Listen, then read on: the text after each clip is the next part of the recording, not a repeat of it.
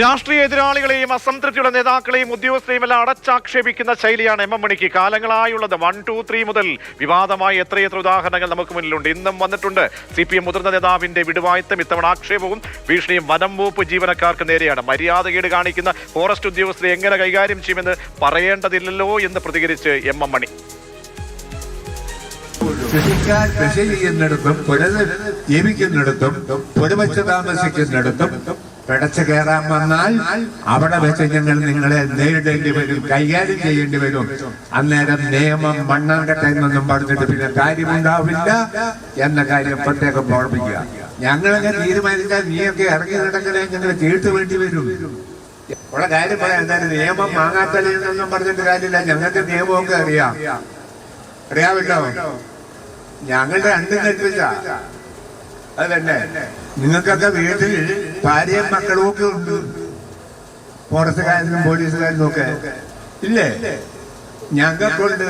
ഞങ്ങൾ ഭാര്യയും മക്കളോടും പിന്നെ എല്ലാവരും ഓർത്തല്ല പൊതുപ്രവർത്തനം കൊണ്ട് അംഗീകരിക്കുന്നത്. വരുന്നിടത്ത് വെച്ച് കാണാമെന്നുള്ള മനോഭാവമാണ് ഞങ്ങൾക്കുള്ള. ഇന്നേ വരെ ഞങ്ങൾ അങ്ങനെ ചെയ്തിരിക്കുന്നത്. ഞങ്ങളെ അടിച്ചാൽ തിരിച്ചടിക്കും, തമാശല്ല, അടിച്ചാൽ തിരിച്ചടിക്കും, ചേർത്ത് നിൽക്കും. അതിനപ്പുറം ഞാനിപ്പം പറയുന്നില്ല. ഈ മാധ്യമങ്ങളെല്ലാം ഉള്ളതുകൊണ്ട്. അപ്പോൾ ആശാനാര് മണി കെട്ടും എന്ന് വീണ്ടും ചോദിക്കേണ്ടി വരികയാണ്. കേരളത്തിന് മുമ്പും ഇത്തരം പരാമർശങ്ങൾ നടത്തിയിട്ടുണ്ട് എം എം മണി. പഴയ ചില വിവാദ പരാമർശങ്ങളിലേക്ക് ഒരു തിരിഞ്ഞു നോട്ടം. എന്ത് വൃത്തികേടും ചെയ്യുന്ന ഒരുമാതിരി തന്തയ്ക്ക് പറക്കാത്ത പണി ചെയ്യുന്നവനാണ് അയാളെ ഇവിടെ കൊണ്ട് വെച്ച് കോൺഗ്രസുകാരന്മാര് മാറികളെല്ലാം കൂടെ കൂടി ഞങ്ങളെ അങ്ങ് കോൺഗ്രസ് ഉടിപ്പിക്കാനാണ് പരിപാടിയെങ്കിൽ ഇവിടെ വല്ലതും നടക്കും. ഇപ്പൊ എങ്ങാണ്ട് നിരുന്നൊരു മട്ടൻ സബ് കളക്ടർ വന്നെന്നും പറഞ്ഞാൽ എന്തോ കോപ്പ് കാണിച്ചെന്ന് പറഞ്ഞാൽ ഇതൊന്നും ഞങ്ങളൊന്നും അംഗീകരിക്കുന്നൊന്നുമില്ല. ഈ പറയുമ്പോ എല്ലാവരും പറയും കരുതക്കാല, മറ്റേക്കാല, മറിച്ചേക്കാല, കൂതിര, കാള, പട്ടി, അരുവാളും, ചുറ്റികൻ, നക്ഷത്രം എന്നൊക്കെ പറയും. അതേ ഉള്ളൂ.